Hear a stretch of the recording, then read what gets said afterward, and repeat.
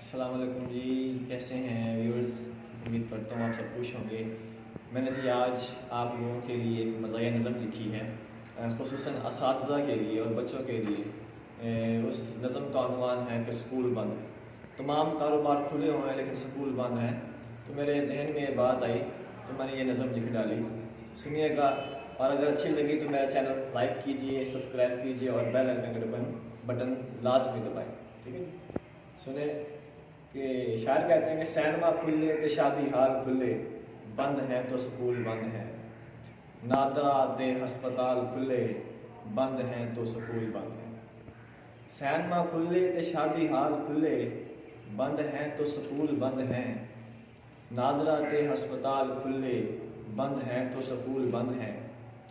सैर व तफरी भी है जारी व सारी, वहाँ पे लोगों की है तादाद भारी। सैर व तफरी भी है जारी व सारी, वहाँ पे लोगों की है तादाद भारी। पार्क खुले ते जोर नाल खुले, बंद है तो स्कूल बंद है।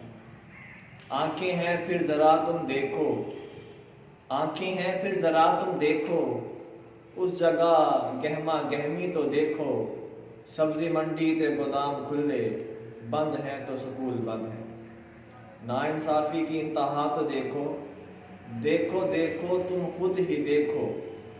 नाइंसाफ़ी की इंतहा तो देखो, देखो देखो तुम खुद ही देखो। ढाबे ते रेस्तोरां खुले, बंद हैं तो स्कूल बंद हैं।